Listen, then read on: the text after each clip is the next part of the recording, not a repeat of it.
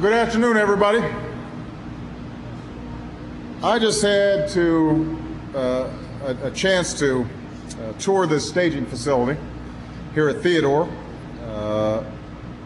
along with Admiral Allen and Governor Riley. I also want to acknowledge that Congressman Joe Bonner and a number of our elected officials are here, and they just received an extensive briefing about what is taking place. It is from this staging area and 16 others like it all across the Gulf Coast that our response to the oil spill is being carried out.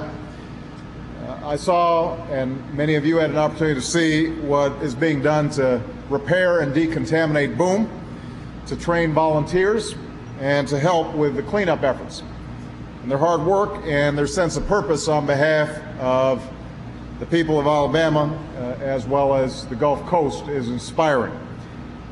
I had a chance during the discussions with the state and local officials to reiterate to them what I've been saying all across the coast, and that is that we want to coordinate at every level, federal, state, and local, to make sure that we are leaving no stone unturned in terms of our ability to respond to this crisis.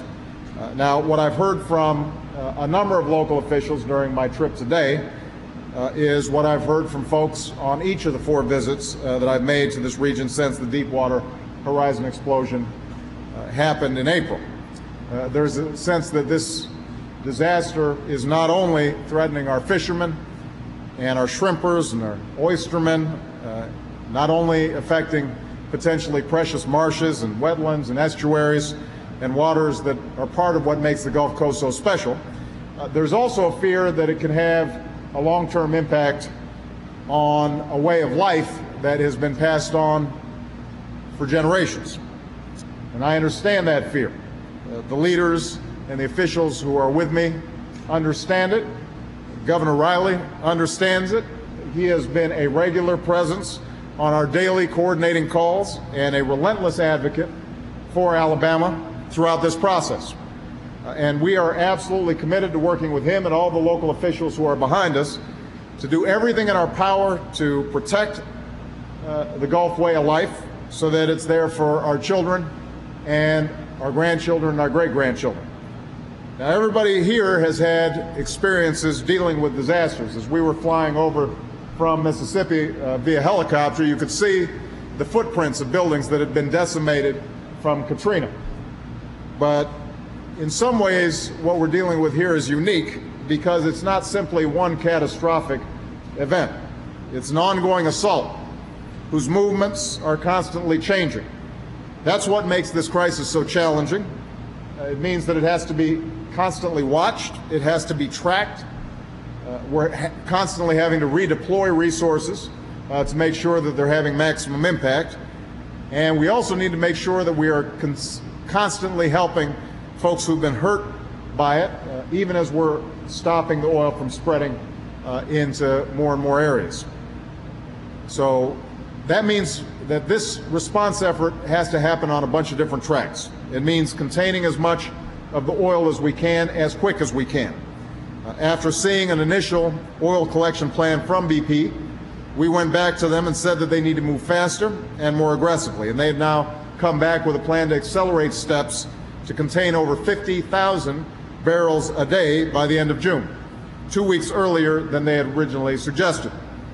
The revised plan also includes steps to better prepare against extreme weather events and other unforeseen circumstances in the months ahead, addressing another one of our concerns. And we're going to continue to hold BP and any other responsible parties accountable for the disaster that they created. Dealing with the aftermath of this spill also means protecting the health and safety of the folks who live and work here in Theodore, here in Alabama, and here on the Gulf Coast. As part of this effort, I'm announcing a comprehensive, coordinated, and multi-agency initiative to ensure that seafood from the Gulf of Mexico is safe to eat. Now, I had some of that seafood for lunch, and it was delicious. But we want to make sure that the food industry down here, as much as possible, is getting the protection and the certification that they need to continue their businesses. So This is important for consumers who need to know that their food is safe, but it's also important for the fishermen and processors who need to be able to sell their products with confidence. So let me be clear, seafood from the Gulf today is safe to eat, but we need to make sure that it stays that way. And that's why, beyond closing off waters that have been or are likely to be exposed to oil, the FDA and the National Oceanic and Atmospheric Administration are increasing inspections of seafood processors, strengthening surveillance programs, and monitoring fish that are caught just outside of restricted areas. And we're also coordinating our efforts with the states, which are implementing similar plans.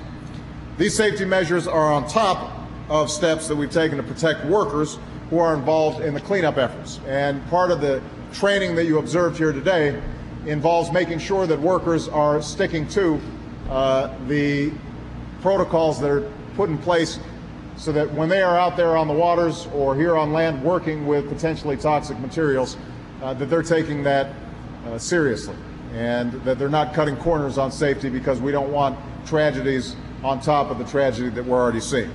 Officials from the Occupational Safety and Health Administration are inspecting all the staging areas like this one. They're boarding vessels off the coast to make sure that BP is complying with its safety obligations. If they see a problem, they'll work with BP to resolve it as quickly as possible. And we're also monitoring air and water across the Gulf Coast for hazardous chemicals and pollutants that could endanger oil spill workers or anybody else, so we can act swiftly should any health risks arise. Now, these health and safety measures are just part of our overall effort to deal with the spill.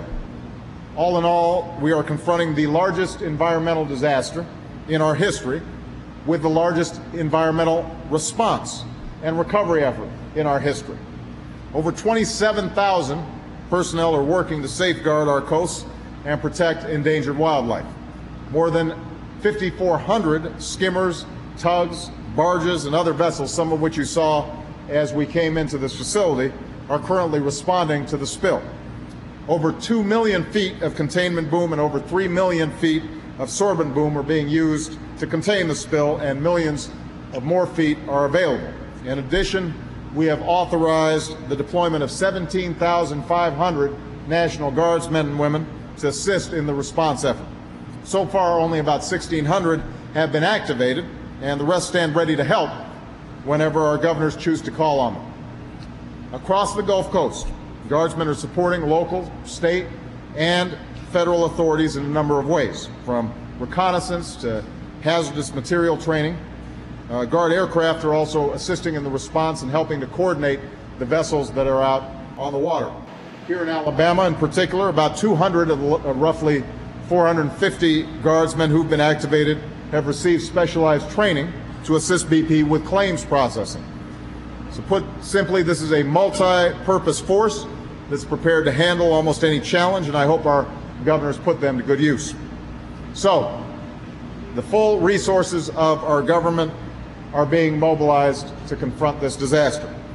But it's not only important for everyone from the federal government on down to do all we can, it's also important for us to work together to make sure our efforts are well coordinated. And that's why Governor Riley and the other Gulf Coast governors have been on a daily call with my administration 7 days a week since this disaster occurred. That's why we're going to continue to work hand in hand with state and local authorities on every front, from containing as much oil as possible to protecting our coasts until we put this tragic ordeal behind us. Now, I can't promise folks here in Theodore or across the Gulf Coast that the oil will be cleaned up overnight. It will not be.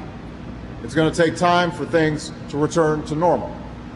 There's going to be a harmful effect on many local businesses, and it's going to be painful for a lot of folks. Folks are going to be frustrated, and some folks are going to be angry. But I promise you this, that things are going to return to normal. This region that's known a lot of hardship will bounce back just like it's bounced back before. We are going to do everything we can 24/7 to make sure that communities get back on their feet. And in the end, I am confident that we're going to be able to leave the Gulf Coast in better shape than it was before. So, Governor Riley, I appreciate all your efforts. To all the local officials here who've been working so hard, we appreciate what you do each and every day. And let me just make one last comment about our Coast Guard and about our National Incident Coordinator, Thad Allen. Thad Allen was about to retire, and he has answered the call on behalf of this country and is working as hard as anybody in this country right now to help deal with this crisis. Members of the Coast Guard have been doing outstanding work each and every day, and so I just want to say to all of them that the country is proud of you, grateful to you. Keep up the good work. All right? Thank you very much, everybody.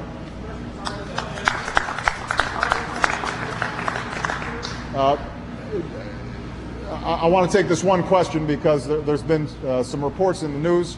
I'm going to be meeting with the BP chairman and a number of officials on Wednesday.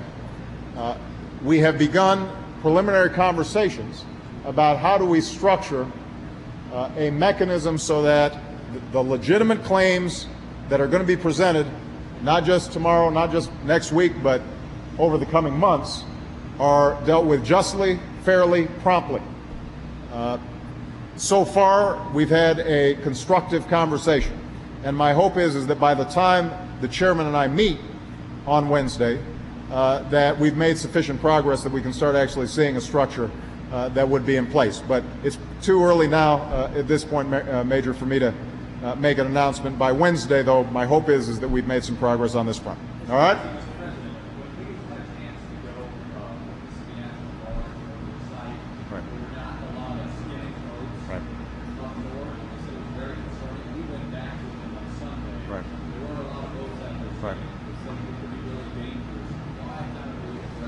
I'm going to let Thad Allen, who's the National Incident Coordinator, address this very quickly because we talked about it during our meeting. First of all, we have a number of different types of skimming equipment. Some are offshore, deep draft vessels. The skimming equipment's organically built into it. We have other skimming arrays that are towed with boom systems, and we have shallow water skimmers that are deployed inshore. They've become the major resource of effectiveness to try and fight this battle offshore. And we know what we're doing near the wellhead. We have to push the enemy, if you will, back 20 or 30 miles offshore and do maximum skimming there. We have over 400 of those skimming vessels that are actually organically contain skimming equipment. Our goal is to take the smaller equipment that's flexible, put it on vessels of opportunity, and then coordinate better with our local state partners, including the National Guard overflights, local fishermen's associations, and so forth. Mass our effect, and get it pointed up with a command and control system that can attack it on all levels. All right.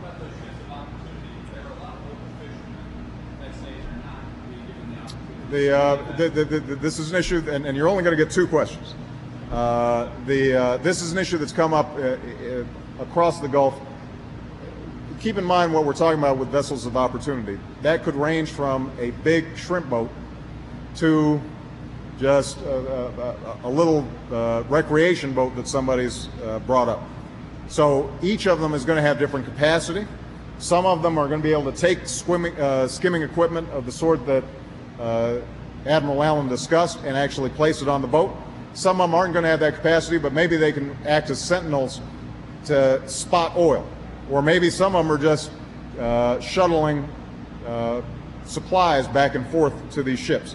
So what we're doing now is we're taking an inventory of all the vessels that have presented themselves to determine which ones can go out deep water. They've got radio, they've got full equipment, they can actually lay out boom, they can engage in skimming, which ones aren't able to do that, and that process is going to be coordinated. But keep in mind, we've got to do this across 4 states, and what that means is that at any given time, as Thad indicated, the priority might be we just want to get some stuff out 20 miles before it starts coming in closer, which means you're not going to see necessarily a lot of skimmers close in because every resource that we have is being deployed further out.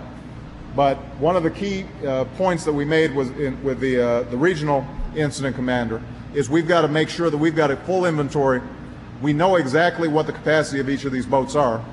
We've made sure that people are being trained and we're matched up folks who are trained with these vessels, and we start actually putting them to work as quickly as possible.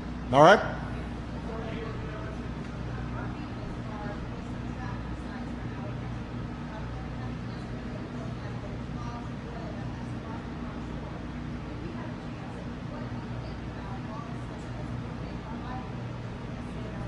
Well, look, I've seen a number of beautiful beaches. I saw some in Mississippi.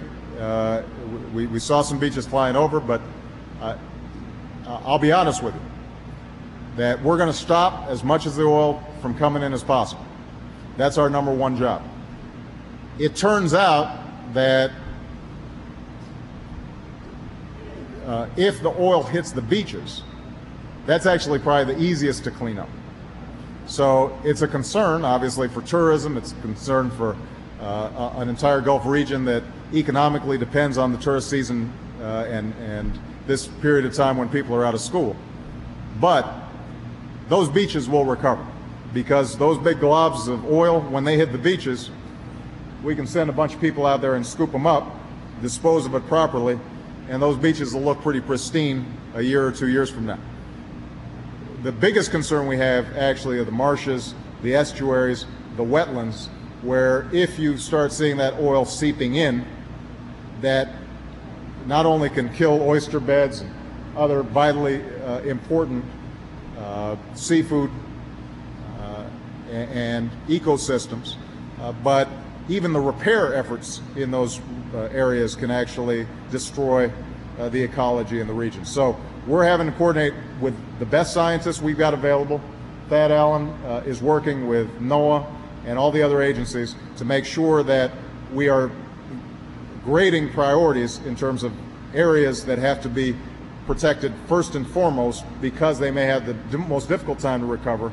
And that means that sometimes, for example, in Mississippi, where I just came from, they just made a decision they're not putting any boom in front of the beaches. Because the fact of the matter is, if the oil hits there, it's bad, but it's temporary.